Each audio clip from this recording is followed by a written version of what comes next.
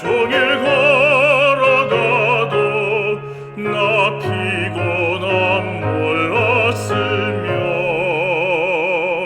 저 위험한 곳 내가 이를 때면 큰 바위에 숨기시고 주 손으로 덮으셨네.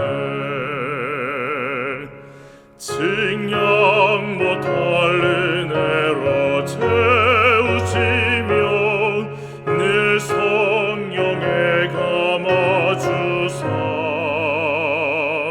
큰 기쁨 중 주님을 찬양토록 내 생활을 도우시네.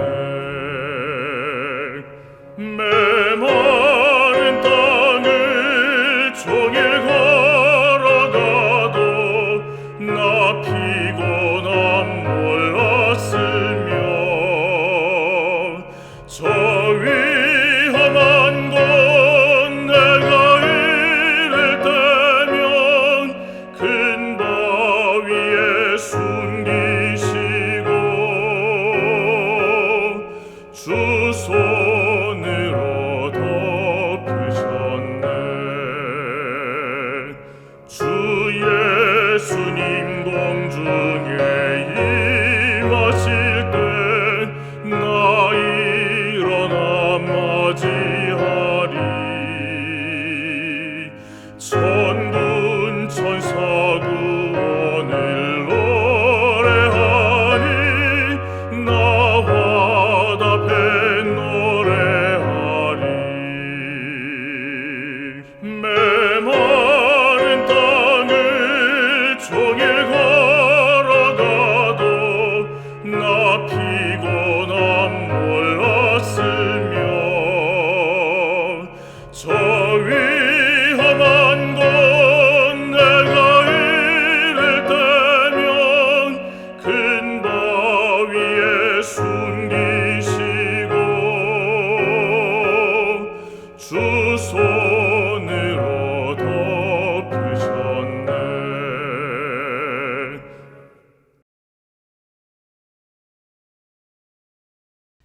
자비로우신 아버지 하나님, 한 주 동안 저희 모두를 코로나로부터 지켜주셨다가 평강과 쉼의 날인 이 안식일을 맞게 해주시오니 감사합니다. 만물이 소생하는 봄 3월의 첫 안식일, 말씀을 사랑하는 주의 백성들이 이제 말씀을 연구하고자 이 자리에 모였습니다. 성령 하나님, 저희 모두 위에 하감하셔서 지혜 주심으로 말씀을 밝히 깨닫고 풍성한 은혜를 받는 이 시간 되게 하옵소서. 시종을 주님께 맡기오며 우리를 지극히 사랑하시는 예수 그리스도의 귀하신 이름으로 기도드리옵나이다. 아멘.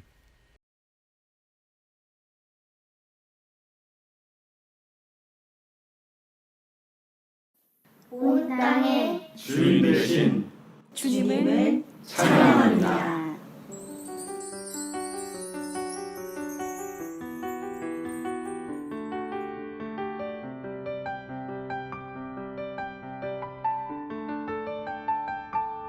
온 땅의 주인 되신 주님이 내 이름 아시며 상한 돌보내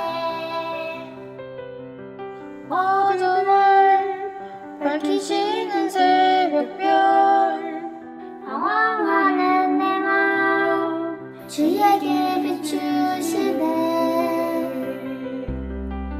나로 인함이 아닌 주가 행하신 일로 나의 행함이 아닌 오직 주로 인하여 많은 눈을 비었다시니 이름 없는 코코넛들 바다에 있는 파도 함께와 같지만 주님 나를 붙드시고 부르짖음 들으시니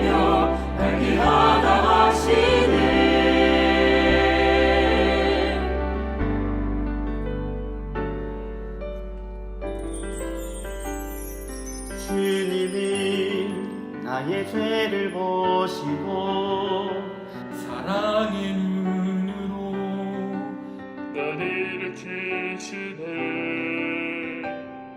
바다를 잠잠하게 하시되 내 영혼의 폭풍 공유케 하시네 나로 인함이 아닌 주가 행하신 일로 나의 행함이 아닌 오직 주로 인하여 날이 오늘 피어가시니 이름 없는 곳과 같네 바다에 있는 파도 안개와 같지만 주님 나를 붙드시고 부르짖음 들으시며 날 귀하다 하시네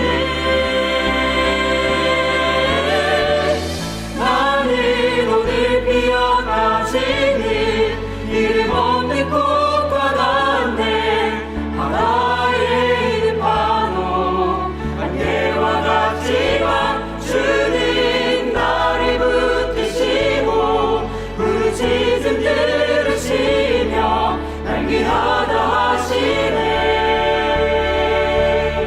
나오지 주의 것 나오지 주의 것 나오지 주의 것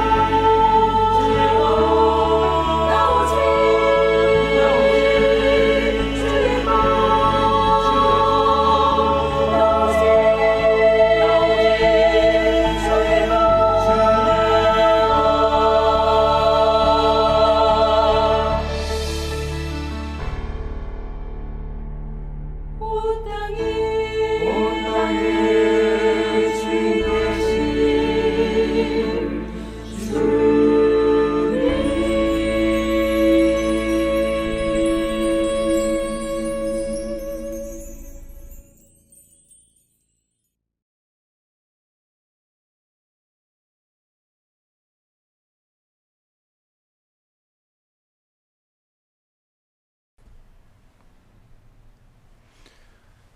사랑하는 우리 센트럴벨교회 성도 여러분, 한 주일 동안 평안하셨습니까? 참으로 행복한 3월의 첫 안식일입니다. 오늘 하나님의 말씀을 사랑하셔서 함께 이 성경 공부에 동참하신 여러분 모두를 진심으로 환영합니다. 오늘 이 시간에는 성서 연구 네 번째 시간으로 성서 첫 번째 칸에 있는 기구들 또 그것들의 영적인 의미를 함께 공부하도록 하겠습니다. 지난 시간에는 우리가 그 성막의 뜰에 있는 기구, 예를 들면 번제단, 그리고 물두멍, 또 양을 잡는 곳에 어떤 의미와 또 그 번제단이나 물두멍을 어떻게 만들었는지, 무엇으로 만들었는지, 또 그것들의 각각의 영적인 의미를 우리가 함께 살펴보았습니다. 자, 지금 여러분들이 지금 사진을 보고 계신데요. 성막들을 들어서면은 두 칸으로 된 성소를 우리가 이제 마주하게 되는데, 그 첫 번째 칸을 성소라 그러고 그 다음에 두 번째 칸을 지성소라 그럽니다. 여러분들이 지금 성소와 지성소 사이를 그 사이에 휘장이 있고 이제 제사장이 분향단을 피우는 그 향을 피우는 그런 장면의 사진을 지금 보고 계십니다. 제사장이 하는 그 봉사가 있습니다. 이 봉사가 이제 매일의 봉사라는데 매일마다 이렇게 하게 되는 봉사가 있는데, 첫 번째는 이 번제단과 번제단에서의 봉사와 또 피 뿌리는 그런 봉사가 있습니다. 번제단은 우리가 지난 시간에 공부한 것처럼 양을 제사장이 잡아서 그것을 번제단에 올려서 태우는 그런 봉사를 말하고 있습니다. 그리고 피 뿌림의 봉사는 뭐냐면은 양 잡는 곳에서 이제 양을 잡으면 양이 흘린 그 피를 가지고 와서 제사장이 번제단에 그 네 뿔에다가 바르고 또 그 다음에 그것을 그 대야에 담아서 성소로 들어가서 성소에 있는 그 지성소 사이에 있는 휘장에다 그를 뿌리는 그런 일을 하고, 또 이제 남으면은 그 번제단 밑에다가 쏟아붓는 그런 봉사를 했습니다. 그 다음에 이제 두 번째로 떡상 봉사가 있어요. 이제 그 성소 첫째간에 들어가면은 북쪽에 떡상이 있어서 거기에 12덩이 떡이 있었습니다. 그 떡을 이렇게 진설하는 그런 봉사를 제사장이 했습니다. 그 다음에 또 이제 그 떡상의 반대편 남쪽에 금초대가 있었어요. 금초대. 그 금초대에 불을 밝히는 그런 일을 이 제사장이 늘 했었습니다. 그 다음에 마지막으로 이 성소 첫째간에 그 휘장이 있었는데 그 지성소와 성소를 나누는 막고 있는 그 성소 앞에 향단이 있었어요. 그 향단에 향을 피우는 그 봉사를 매일같이 했었습니다. 그래서 이 제사장이 하는 4가지 봉사를 여러분들이 먼저 함께 여러분들이 머릿속에 넣으시고, 그 다음에 이 중에서 특별히 떡상, 촛대, 분향단 이 3가지 기구는 모두 성소 첫째칸인 이 성소에 있는 것이었습니다. 자, 이제 하나씩 그 의미를 한번 살펴보도록 하겠습니다. 맨 먼저 성소에 그 들어가면 이제 북쪽에 북쪽에 이 떡상이 있었는데, 여러분 사진 보시죠. 사진 보시면은 떡상이 있습니다. 이 떡상은 조각목으로 만들어서 그 조각목으로 만들어진 데를 완전히 나무를 금으로, 정금으로, 그것도 출애굽기 25장 23절로 30절에 있는 말씀을 보게 되면 정금으로 완전히 씌어서 굉장히 지금 사진 보시면 여러분 보시다시피 굉장히 아름다운 그런 모습을 가지고 있습니다. 그리고 떡상 그 위에 가장자리 4군데를 왕관 모양으로, 크라운 모양으로 이렇게 쭉 이렇게 테두리를 한 거를 여러분들이 보시는데, 왜 이 왕관 모양을 했느냐, 그 이유가 있습니다. 그것은 바로 뭐냐면 이 왕관은 최후의 승리자에게 주는 게 면류관이고, 또 예를 들면 우리가 계시록 공부할 때 다 했지만은, 그 다음에 또 이 왕관이라는 것은 영원한 왕권을 상징을 하는 그런 의미가 있습니다.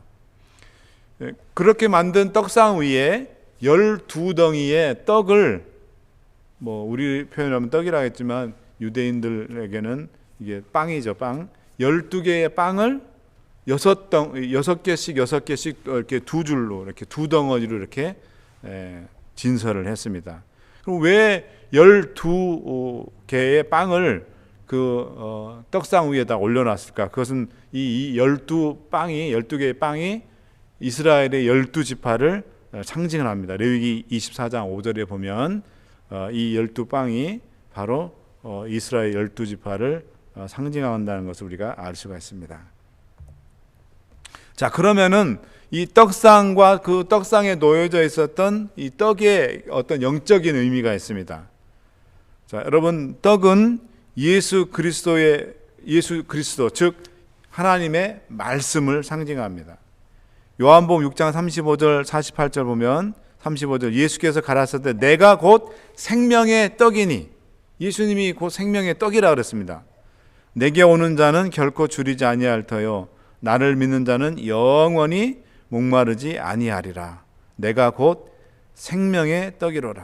마태복음 4장 4절 예수님이 마귀로부터 이제 시험 받으실 때 하셨던 말씀이죠. 예수께서 대답하여 가라사대 기록되었을 때 사람이 떡으로만 살 것이 아니요 하나님의 입으로 나오는 모든 말씀으로 살 것이라 하였느니라 하시니라. 그래서 이 떡상에 진설되어 있는 이 12덩어리의 이 빵, 이 떡은 예수님, 예수 그리스도 곧 하나님의 말씀 되신, 요한복음 1장 1절 3절에 보면 태초에 말씀이 있었느니라. 그 말씀이 곧 하나님이시라. 바로 그 말씀, 그분이 바로 뭐냐면 아들 하나님 예수 그리스도시거든요. 자, 그 다음에 떡상의 이 떡은 특별히 제사장이 먹었어요. 자, 예수께서 십자가에서 돌아가신 이후에 이건 뭘 뜻하냐면은 예수 그리스도를 믿는 모든 사람들은 베드로전서 2장 9절에 보면 이제는 하나님의 왕 같은 제사장이라 했습니다. 베드로전서 2장 9절입니다. 오직 너희는 택하신 족속이요 왕 같은 제사장들이요 거룩한 나라요 그의 소유된 백성이니 이는 너희를 어두운 데서 불러내어 그의 기이한 빛에 들어가게 하신 자의 아름다운 덕을 선전하게 하려 하심이라. 이제는 우리가 십자가 이후로 이제 더 이상 성소가 필요 없게 됨으로 인해서 우리가 이제 하나님의 왕 같은 제사장 됐는데요. 따라서 십자가 이후에 하나님의 제사장들인 우리 모든 하나님의 백성들은 생명의 떡인 이 하나님의 말씀을 먹어야 되는 것입니다. 그런 귀한 말씀이 있어서 그렇기 때문에 떡상의 떡은 제사장의 음식이었다는 이 말은 무슨 뜻이냐면 곧 하나님의 백성의 양식이라는 것입니다. 그 떡이 말씀이.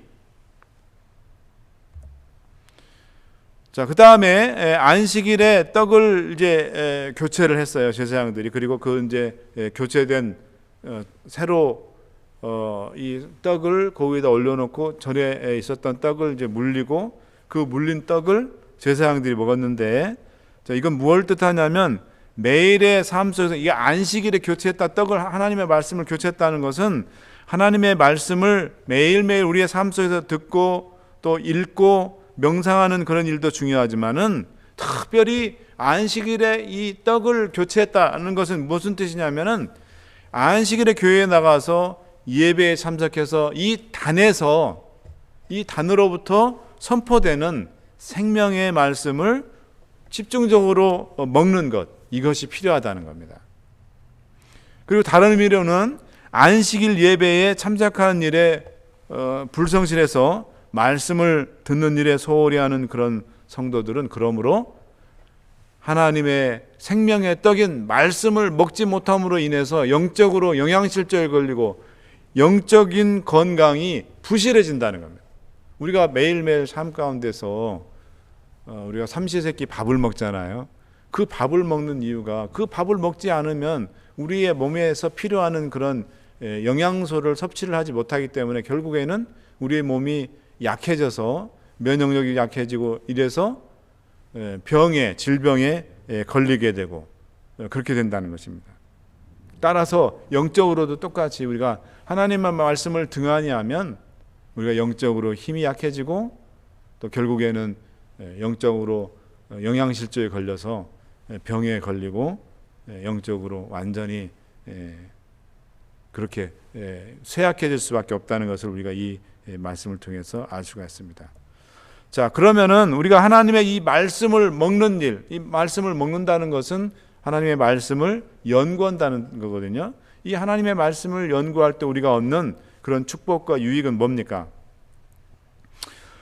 증언보감 3권 237쪽에 보면은 우리가 하나님의 말씀을 연구할 때 세 가지의 귀한 축복과 유익이 있다고 이렇게 얘기하고 있습니다. 하나님의 말씀을 듣고 거룩한 사랑 안에서 우리는 한 걸음 한 걸음씩 예수님께로 더 가까이 나가게 될 것이다.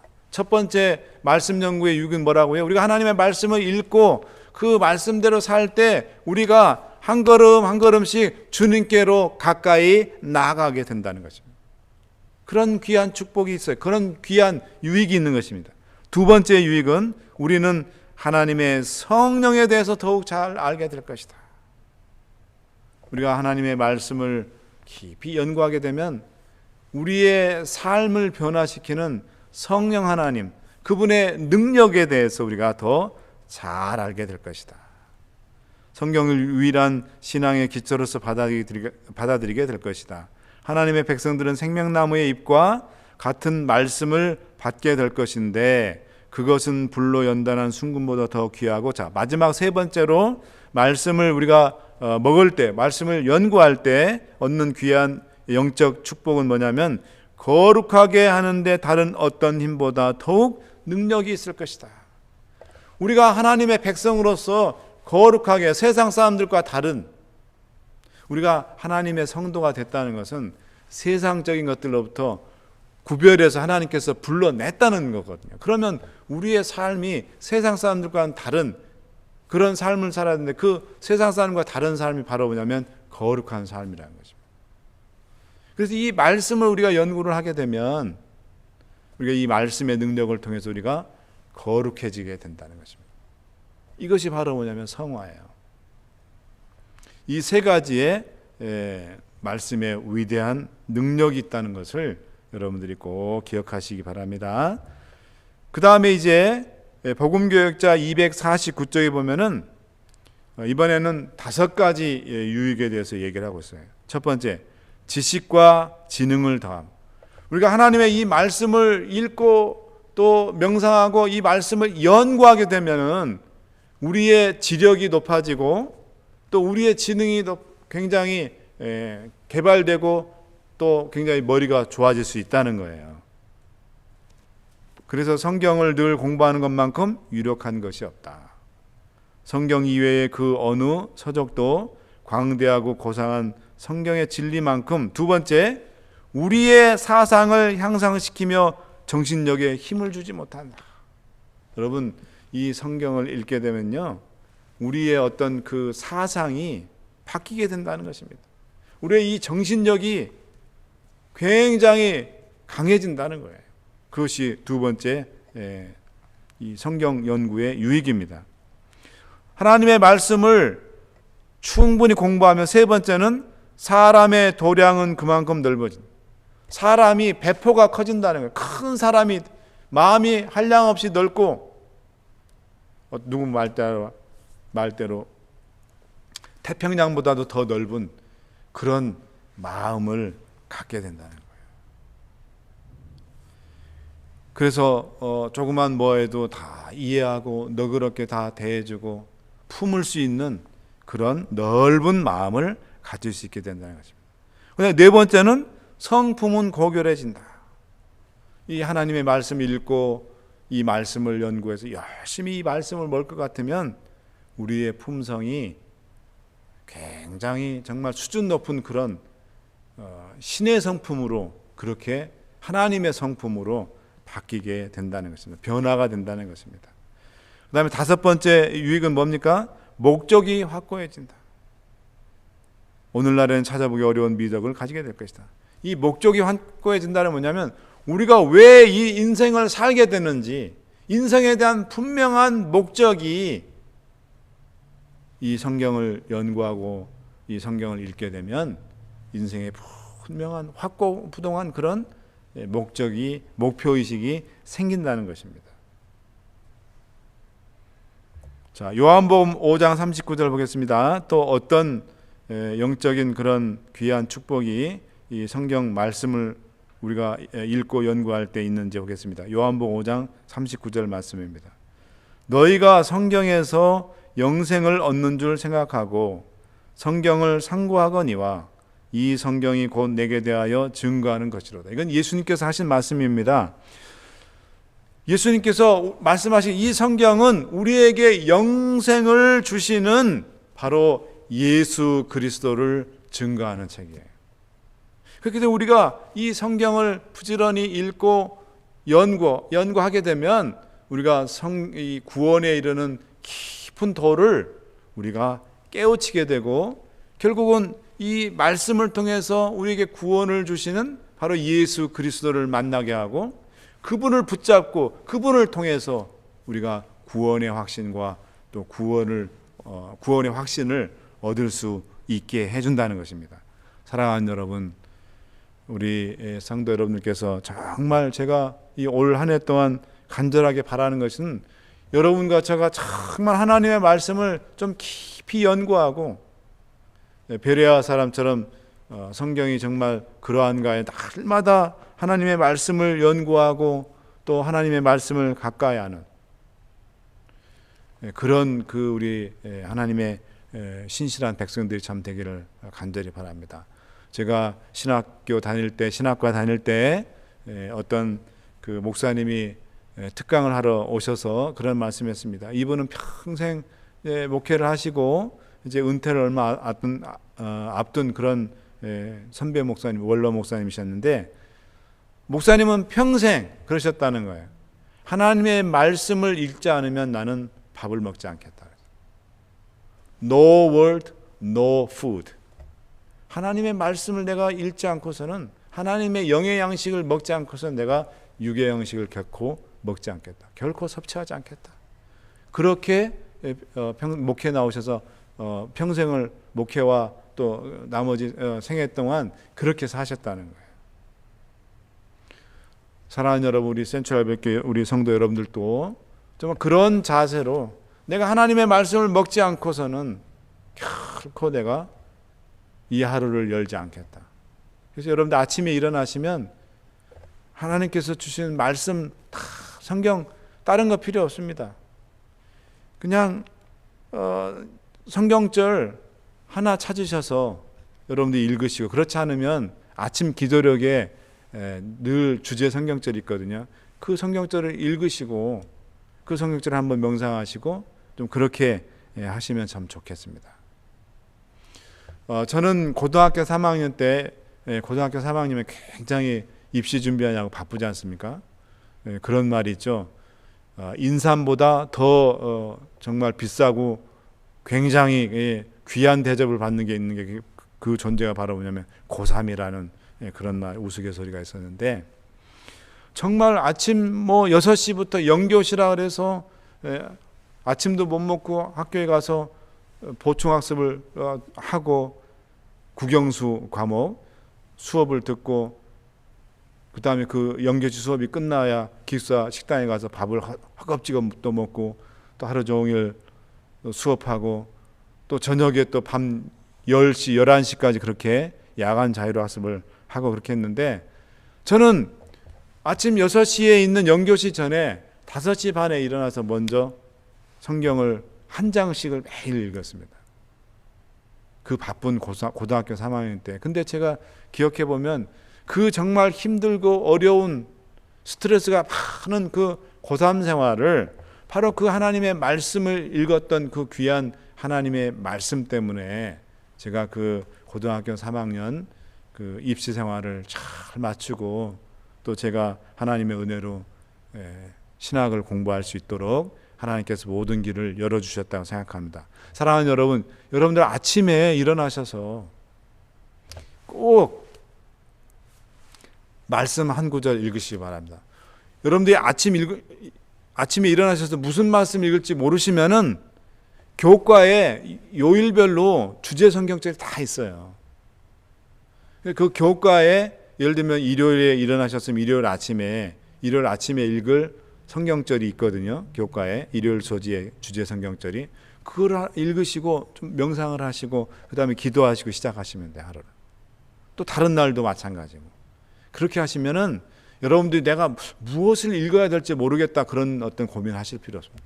교과책에 있는 매일의 그 소지에 있는 성경절들을 읽으시면 돼요.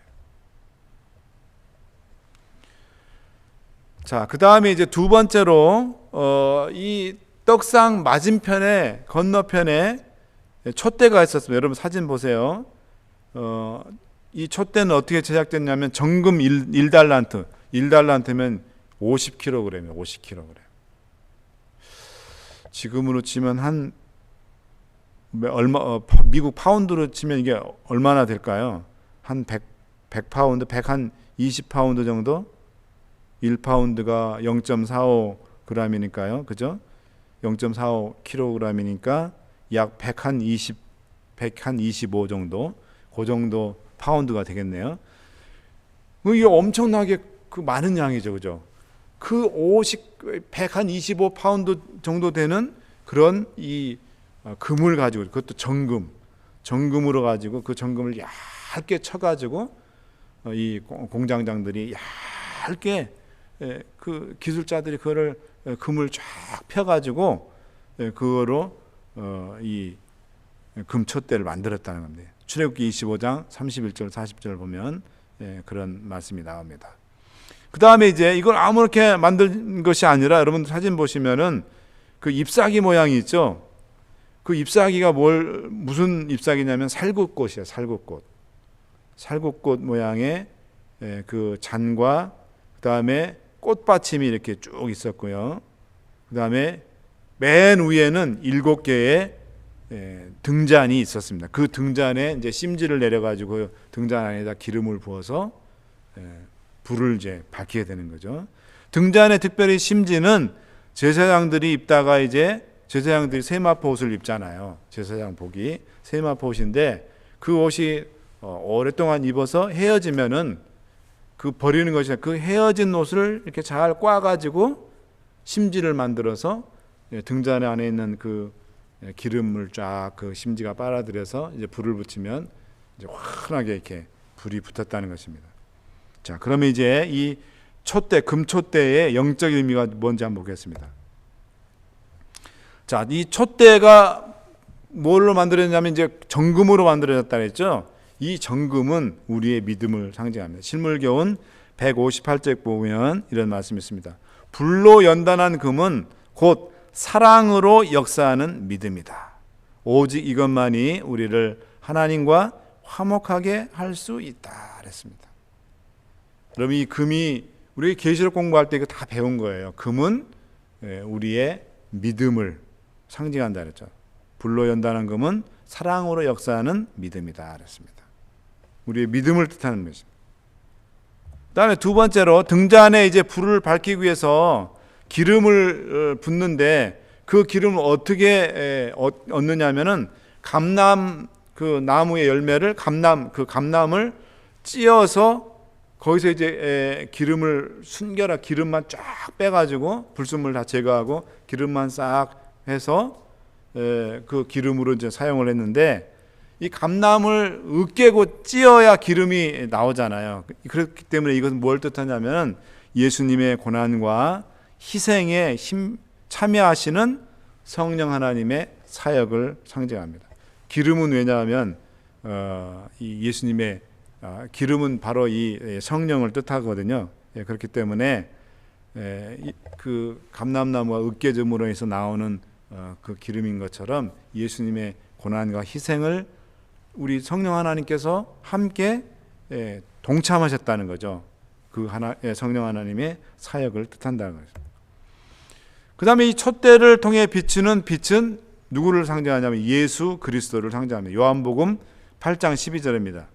예수께서 또 일러 가라사대 나는 세상의 빛이니 나를 따르는 자는 어두움에 다니지 아니하고 생명의 빛을 얻으리라. 예수님이 당신을 가리켜서 예수님 자신을 가리켜서 뭐라 그랬습니까? 나는 세상의 빛이다. I'm the light of the world. 그다음에 요한복음 12장 46절 보냈습니다. 나는 빛으로 이 세상에 왔다. 물은 나를 믿는 자로 어두움에 거하지 않게 하려 함이라. 내가 빛으로 이 땅에 오게 된 이유는 하나님의 백성들을 어둠 가운데 거하지 않도록 하기 위해서 그렇게 왔다. 그래서 이 빛은 누굴 상징한다고요? 예수 그리스도를 상징한다 그랬습니다. 그 다음에 이 빛은 성령의 역사를 통하여 변화된 하나님의 백성들의 품성의 감화력을 상징한다.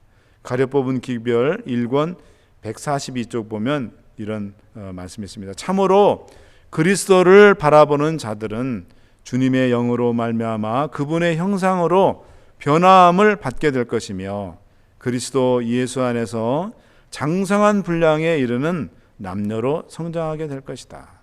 하나님의 성령은 사랑과 순결로서 사람들을 감동시킬 것이며 저들의 품성 가운데 우아함이 드러날 것이다.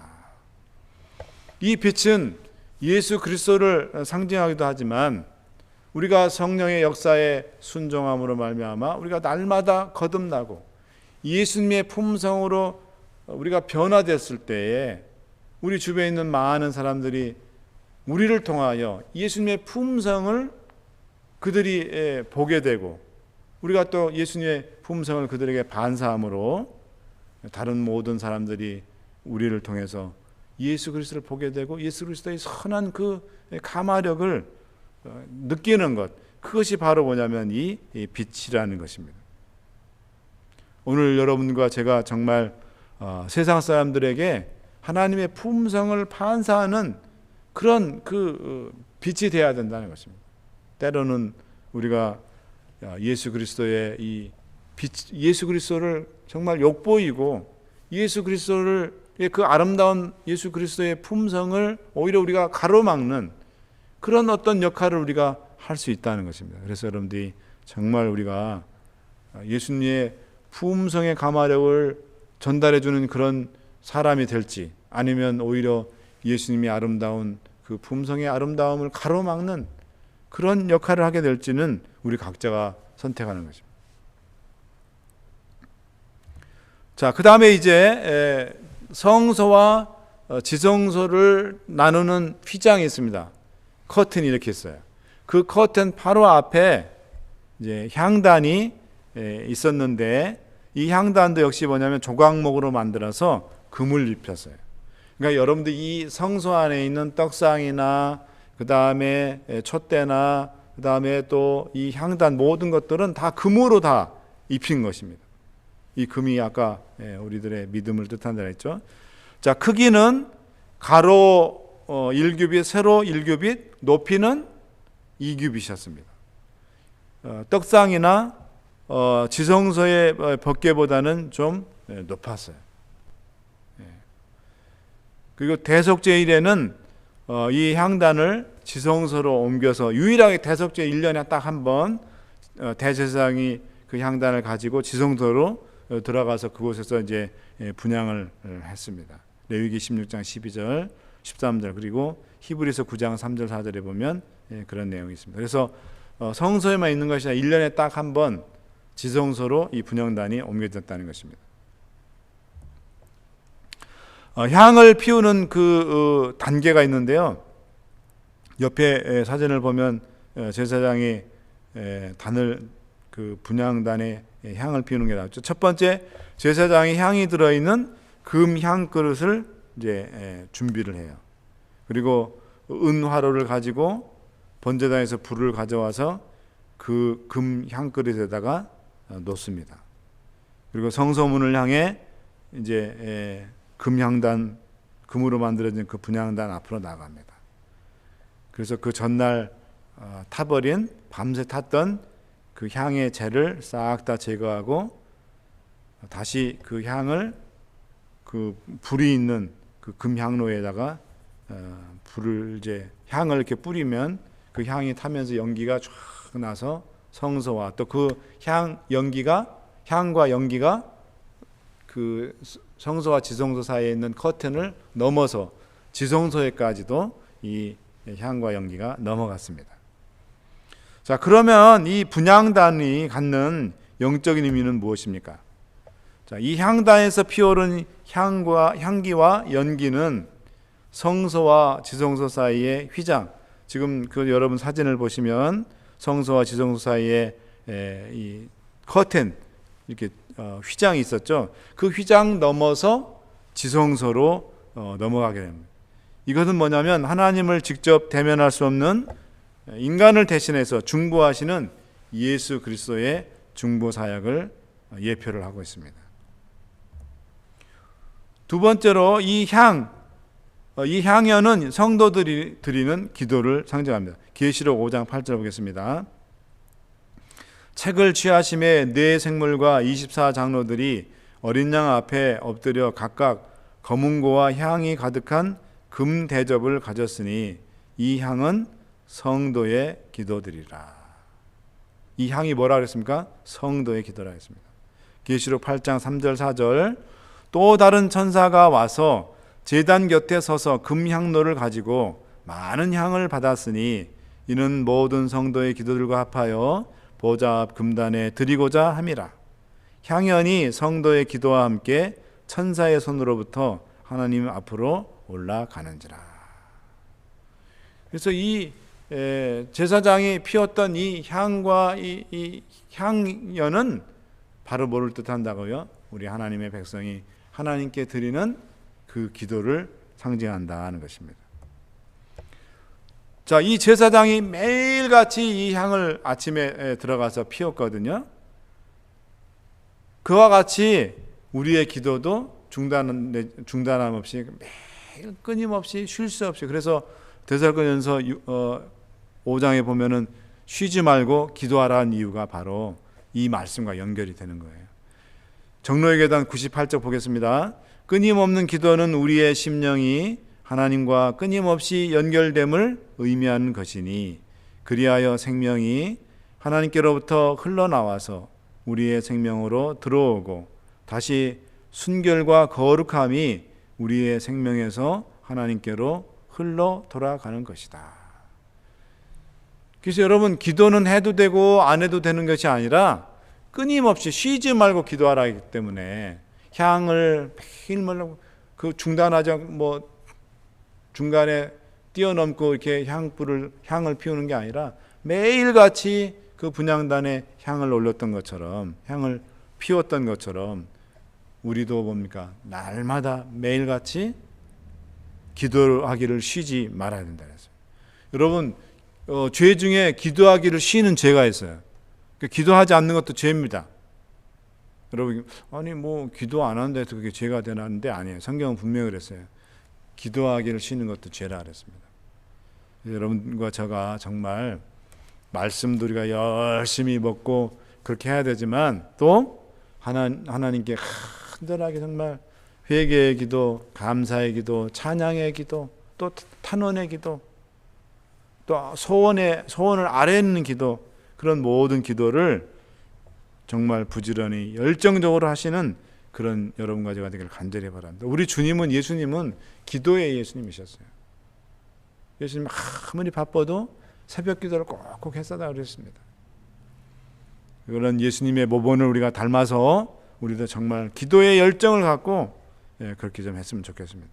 전 세계에서 한국교회가 저렇게 한국 개신교회가 부흥할 수 있었던 것은 한국교회가 새벽을 깨웠기 때문에, 새벽 기도에 전 세계 기독교 중에서 가장 새벽 기도에 정말 목숨 내건 교회가 뭐냐면 우리 한국 개신교회. 그래서 한국 개신교회가 1000만 성도에 도달했잖아요. 교회가 부흥하려면 우리가 정말 기도 열심히 해야 됩니다. 자, 마지막으로 기도는 영혼의 호흡이다. 청년에게 보내는 기별 249쪽 보겠습니다. 기도는 영혼의 호흡이며 영적 힘을 얻는 비결이다. 다른 어떠한 은사도 기도를 대신하지 못하며 영혼의 건강을 유지하게 하지 못한다. 기도는 사람의 마음을 생명의 샘이신 그리스도와 접촉하게 하며 영적 경험을 더욱 튼튼하게 한다. 여러분, 사람이 숨을 쉬지 않으면 제가 정확하게 기억은 나지 않습니다만 몇 분 이상 숨을 쉬지 않으면 산소 공급이 되지 않기 때문에 사람이 죽고 맙니다. 마찬가지로 우리가 영적으로 늘 살아있는 그런 신앙, 활기 있는 신앙, 정말 생명력 넘치는 그런 신앙을 우리가 하기 위해서는 뭐예요? 영혼의 호흡인 기도에 열심히 해야 되는 거예요. 오늘 나의 이 신앙생활이 정말 무기력하고 나약하다면 그 원인 중에 하나는 바로 내가 기도 열심히 하는지 안 하는지를 체크해 보면 원인을 알 수가 있어요. 또 그리고 여러분, 이 기도는 나만 영적으로 살게 할 뿐만 아니라 다른 사람도 살리는 그런 놀라운, 다른 사람도 나 자신도 변화시키고 다른 사람도 변화시키는 그런 놀라운 일이 있습니다. 사랑하는 여러분, 여러분들이 정말 기도해 주셔서 제가 하루하루 한순간 한순간 제가 목회한다고 생각합니다. 저도 또 여러분들을 위해서 정말 열심히 기도하고 있습니다. 피차 여러분들이 저를 위해서 드리는 기도, 또 제가 여러분들을 위한 기도가 합심해서 하늘로 올라갔습니다. 놀라운 힘과 또 놀라운 능력을 발휘한다는 사실을 여러분들이 꼭 아시기 바랍니다. 자, 이제 오늘 시간 우리가 이제 마당을 지나서, 마당에서는 어떻습니까? 마당에서는 양이 죽는 경험을 통해서 죄인이 의롭게 되고 죄가 용서함을 받는 그 현장이 마당에서 이루어졌다 했지 않습니까? 그 다음에 물두멍에 손을 닦는 것은 바로 침례라 했죠. 우리의 모든 죄들을 물 가운데 완전히 장사 지내고 예수 그리스도의 부활하신 그 능력으로 말미암아 우리가 새로운 하나님의 사람, 예수의 사람으로 거듭나는, 다시 태어나는 그런 놀라운 역사를 나타내는 곳이 바로 뭐냐면 이 마당이라 했어요. 십자가의 경험을 갖게 하는 곳이 바로 뭐냐면 이 성막의 뜰, 이 마당이라 했습니다. 그래서 이제 우리가 그거를 다른 말로 하면 이제 칭의인데, 우리가 그 칭의의 경험, 예수 그리스도의 십자가의 그 보혈을 우리가 믿음으로 받아들일 때 우리가 의롭게 된다고 주님께서 선언을 하시잖아요. 그럼 그걸로 끝나는 게 아닙니다. 우리가 그러면 하나님의 의로운 백성으로서의 삶을 살아야 되잖아요. 그 하나님의 의로운 백성으로서 사는 삶을 위해서 필요한 것이 바로 떡상에 있는 떡, 하나님의 말씀이 필요해요. 그 하나님의 말씀의 능력을 통해서 우리가 날마다 우리 자신을 하나님께 내어놓고 회개하고 주님의 다시 소생케 하는 그 말씀의 능력을 통해서 우리가 거듭남을 체험하고, 또 금초대에 있는 그 어떻습니까? 그 기름, 그 기름이 뭡니까? 성령이죠. 성령의 역사에 우리가 순종하고 성령의 인도하심을 따라 우리가 살아감으로 우리가 매일매일 정말 우리 자신을 주 앞에 내려놓고 우리의 모든 죄들, 성령의 역사 가운데 가장 큰 역사는 바로 죄를 뉘우치고 죄를 회개하는 그런 역사잖아요. 성령의 역사에 순종하면서 우리가 하루하루 지는 모든 죄들을 주여 저는 죄인 중에 괴수입니다 하면서 뭐예요?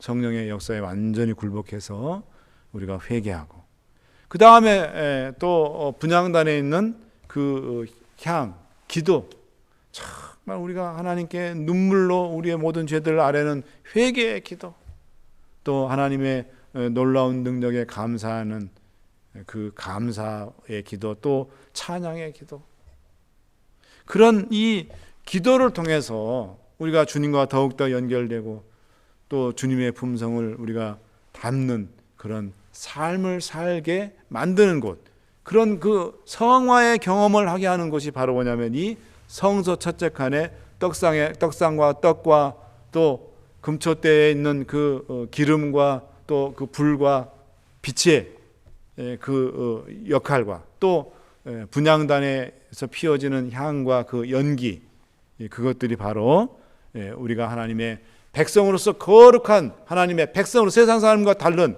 그런 거룩한 삶을 살게 하는 성화의 경험을 하게 하는 것이 바로 이 성소의 경험이라는 것입니다.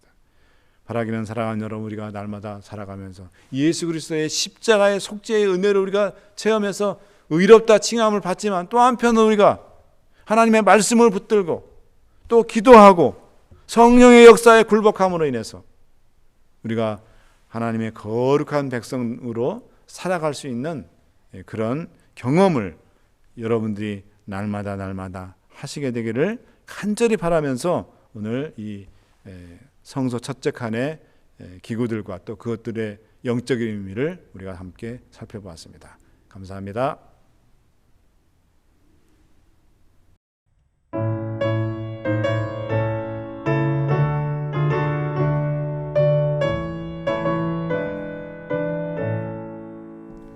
주 나를 죄 가운데 버리지 않고 늘 인도해 주실 줄 믿습니다. 내가 아닌 길 주께서 지키시며 늘 동행해 주시리, 늘 동행해 주시리, 늘 동행해 주시리. 주 나에게 이길 힘 주시고 늘 동행해 주시리.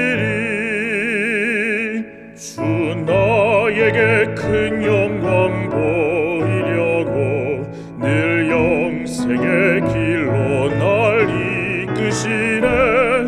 나 주님의 손 굳게 잡으리니 늘 동행해 주시리, 늘 동행해 주시리, 늘 동행해 주시리. 주 나에게 이길 힘 주시고 늘 동행해 주시리. 주 나에게 새 영광 보여주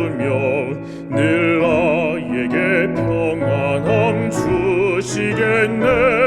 나 주님의 손 굳게 잡으리니 늘 동행해 주시리. 늘 동행해 주시리.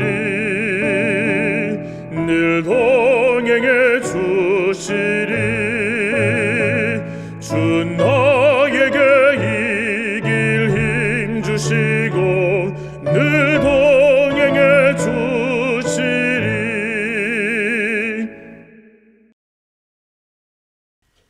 사랑의 주님, 성소의 첫째 칸에 있는 기구들과 그것들의 영적인 의미를 배울 수 있는 귀한 은혜 주셔서 감사합니다. 생명의 떡이신 하나님의 말씀을 날마다 듣고 읽고 연구하여 말씀의 능력을 체험함으로 영적으로 성장하고 또 강건해지는 성도들이 되게 하옵소서. 기도는 영혼의 호흡이라 하여 싸우니 항상 기도로 주님과 연결되는 신실한 백성들이 되게 하옵소서.